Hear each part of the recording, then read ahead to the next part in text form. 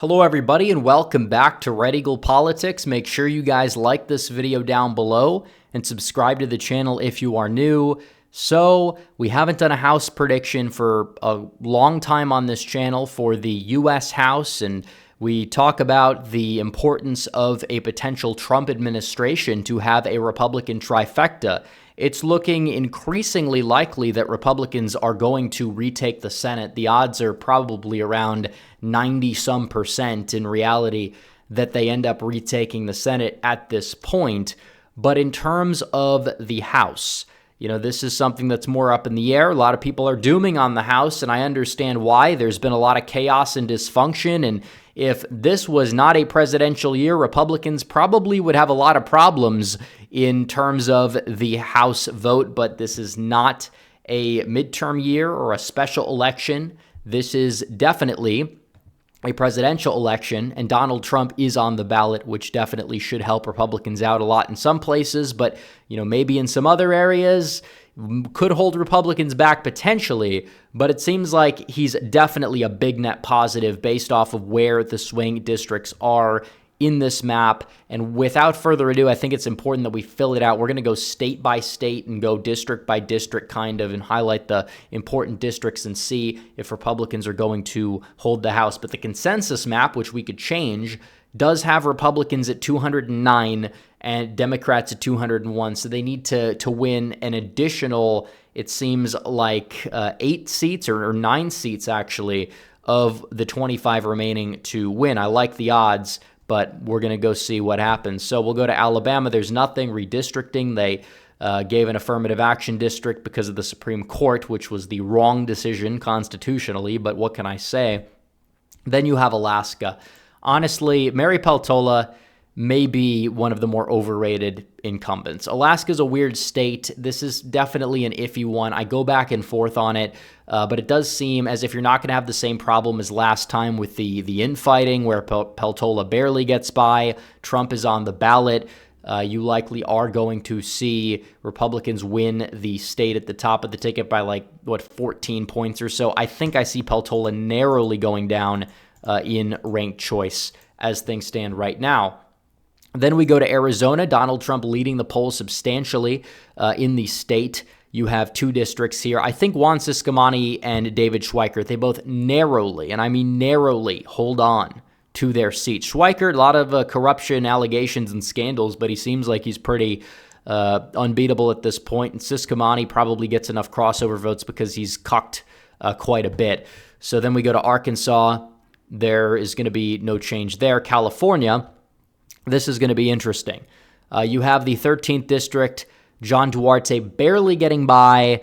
This is definitely going to be an interesting one for sure. He is the incumbent. He's been, again, very weak on a lot of things, but then you look at his opponent, I believe it's the same guy who ran last time.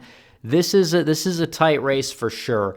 I probably would lean towards it flipping back of any of the California districts there, but I think Valadeo probably does hold on. He held on in a bluer district this time, probably does move right a little bit because Trump probably improves in a lot of places, especially in some of these bigger population states that do have a sizable Hispanic population. Mike Garcia, this guy's unbeatable. Primary data look good for him. I think he does hold on. Ken Calvert, I think, does hold on. This district, this could be the flip in the 47th district, but just because of the presidential margin, I think that it'll be a narrow Democrat win there. So already Republicans at 215, Colorado, the 8th district. I think this one will stay with the Democrats. They've been just doing so well in Colorado. It's just absurd how well they've been doing. But in terms of Connecticut, that 5th district, probably does stay. The same designation this time. Delaware, nothing there. Florida, also nothing there. You like to see that red map, though. Nothing in Georgia, nothing in Hawaii, nothing in Idaho or Illinois. Maybe you could make a case for the 17th district, just depending on what happens at the presidential level, but still doesn't seem like that one's really primed to flip. Then Indiana, same thing with the 1st. I could see the 1st district flip. but we'll have to see. That one, I think I'll actually put it as tilt Dem instead of lean Dem, but I understand both designations. Then you go to Iowa. Nothing is going to change there. Nothing out of Kansas or Kentucky or Louisiana other than the affirmative action seat. Then you have Maine. Jared Golden's going to face a strong challenger, and he has definitely moved to the left, and this district is going to move to the right at the presidential level for sure. But I do think that narrowly his fake moderateness, that's probably a little bit less fake than others, that fit that designation may be enough to, get him to hold on a little bit. Either way, I could see him running for Senate in 2026, and that seat's going to be red regardless.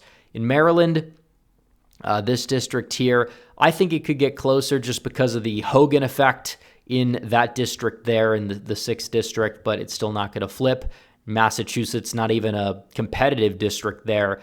Then you have Michigan, and because I think Trump's going to improve in Michigan this time around, I think that you will see the districts that are opening up. I think both of these will flip into the Republican column in the 7th district and the 8th district.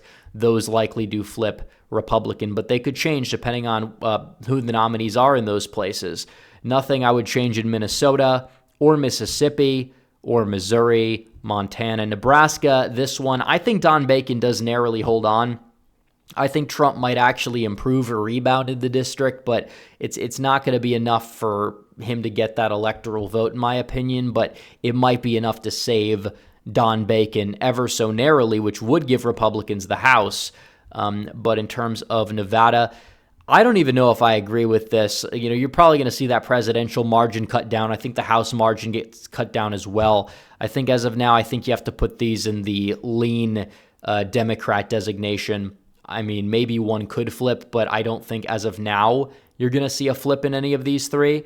But still, it's possible that you could. It just depends on what happens. So New Hampshire, nothing new out of New Hampshire. Then New Jersey, I think Tom Keene does hold on. This is a redder district down ballot, and Trump might make some gains there in that district. So you go to New Mexico, the 2nd district. There's so much we just don't know about this district. Gabe Vasquez barely won. Yvette Harrell, is it possible that Donald Trump could make the state closer? We don't have any polls. It's going to be tilt Dem for right now, but I wouldn't be shocked if Harrell won that district. Then you go to New York. Okay, here you go. We got a lot of districts here that you're probably going to see a lot of these districts move right at the presidential level, but is it going to be enough is another question. I really can't say as of right now. I think you might see D'Esposito possibly fall a hair short. I think Mike Lawler probably does pull it off, though, in the 17th. I think that the Brandon Williams seat does flip. And then the Mark Molinaro seat, this one I think he does end up holding. It already was a district that was competitive to begin with. I think he probably does hold it. I think Trump can improve a little bit in upstate New York. That helps out for sure. North Carolina, the 1st district, that's going to be a flip. Lori Buckout, she was definitely seen as the more non-controversial choice. I think the district probably flips to Trump. I think if anything, you could make the case this would be lean, if anything, which would be absolutely huge because that district is trending right off a cliff. Nothing in North Dakota. We go to Ohio. This is going to be interesting. You have the 13th district, which I think does probably move to the right under Trump. I think you could see that flip there. Derek Merrin, not a bad candidate, but Capter is just kind of a juggernaut. I'd say as of right now, I think that she does hold on. I think Trump probably wins the district by like 5, but I think Capter could narrowly hold on. Yeah, Majewski, not the strongest electoral challenger, it seemed. A lot of that was because they froze him out of funding and, spread these lies about his military history. But still, I mean, Capter herself was a big part of why that district was not really close at all to begin with. So we go to Oregon. 5th district, I think Democrats are going to win this one. I think Lori Chavez DeRemer is one of the more vulnerable incumbents that won in 2022, that is. Then we go to Pennsylvania. You got the 8th district and the 7th. You got a change of pace in the 8th. Bognet's not the Republican running. I think that district is going to flip into the Republican column. Same thing with the 7th district as well. I think just because of the Hispanics in Allentown probably continue to move right.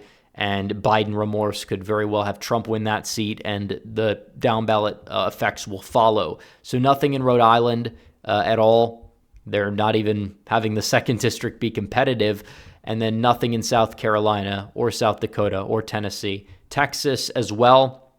I actually think the 34th is going to be closer than people think, but the 28th probably stays with Cuellar, and the rest is history in Texas. So nothing in Utah or Vermont or Virginia. Even the 7th district I could see flipping because Spanberger is indeed retiring. I think I'll have it as Tiltney instead of lean, just because of the fact that it's more Republican down ballot, and also at the presidential level, Trump probably does make some improvements there.